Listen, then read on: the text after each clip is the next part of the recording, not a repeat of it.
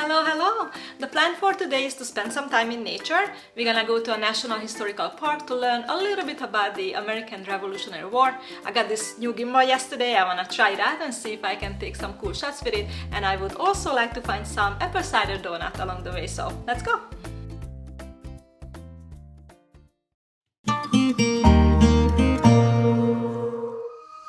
It's Friday. I took a personal day so that I can be outside when most people are working. I avoid crowds whenever possible, and this may be the last hot and sunny day this year, so I'd like to take advantage of it.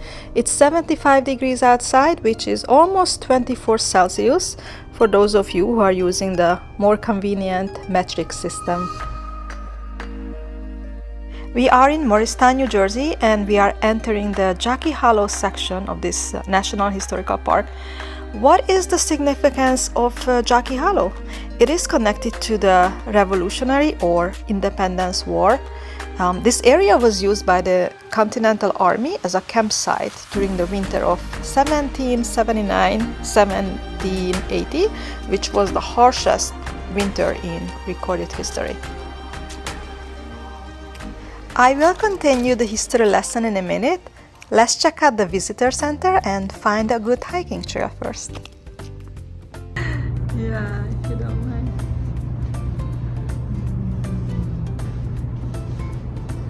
It's a nice weather today, right? It is gorgeous weather. Not many people. I thought they'd have more hikers, but it was overcast and drizzly. The trail was 2¼ miles round trip. Or you can walk the road if you like. Okay. I've got my own map. I'd like to see the soldier huts, and I'd like to take the Grand Parade loop. Let's find the trailhead. The trail is this way. There is this farm in between, and while we are walking there, I can tell you that in preparation for this trip, I asked ChatGPT to explain to me the Revolutionary War like I'm 5 years old. Don't know about you, but I find it easier to remember historical events if they are told in a simple way. This is how ChatGPT would teach a 5-year-old. A long time ago, there were some people called the American colonists who lived in a place called America. They were ruled by a king far away in a place called England. The king made lots of rules and asked for money, but the colonists didn't like that because they had no say in the rules. So they decided to work together to change things. They wanted to be free and make their own rules. This started a big fight called the Revolutionary War. The colonists had to work very hard, and they had help from friends like France. After a lot of battles, the colonists won. They became their own country and made a new government where everyone could help decide the rules. That's how America started. Isn't it great? I love this. This is better than the 10-year-old version that I also searched for. Let's see what this farm is all about. This is Wick Farm. The US Army was led by George Washington, and he selected Morristown for the troops' encampment because it was a center for local farming, timber, and it could provide resources to build the winter shelters. This farm is a good example of that.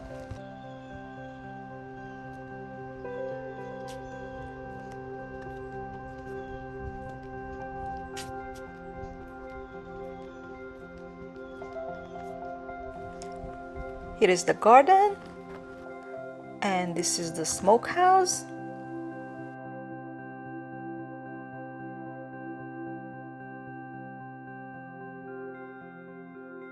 That is a well, and I don't know why I didn't even try to go in the house.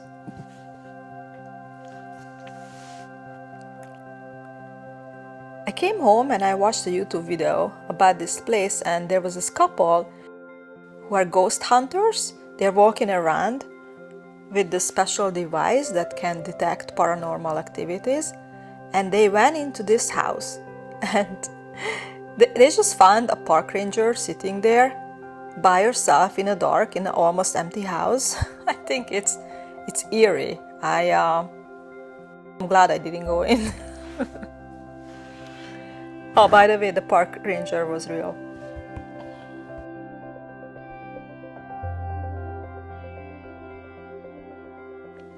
Found the trailhead. Yellow trail, 2.5 miles. Let's do it.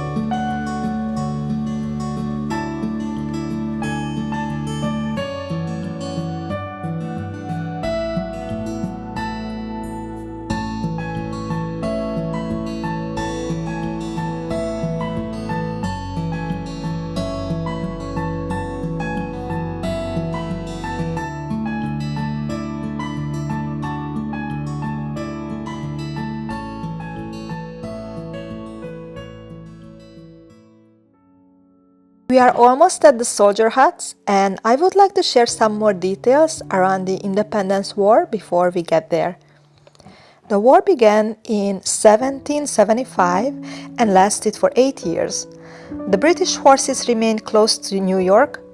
Washington chose this area for encampment not only because timber was available to build the huts. It was also higher in elevation than the British to the east, and it was surrounded by mountains that would be difficult for invaders to cross. There were 200 huts altogether. Over 10,000 soldiers spent 6 months here during the winter that is known as the hard winter. It was intensely cold and freezing. There were 28 snowfalls that winter. In January of 1780, there was 4 feet of snow here. So we saw Wick Farm before, but I don't think that farm could provide any food for these soldiers. As I understand, they were often starving because the roads were hard to travel during the winter months due to the ice and snow. And even if they could get into town to buy food, the sellers were hesitant to accept their money because the colonial currency's value was fluctuating. Also, drought had created shortages, and farmers were often unwilling to give up their crops to feed the soldiers.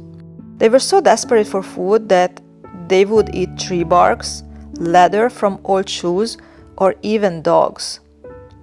I could make a political joke now, but I'm not going to. If you know, you know. Many of the soldiers didn't have shoes, shirt, or blanket, but they were determined to win and they didn't give up. Unfortunately, about 100 of them died, and some of them deserted the army.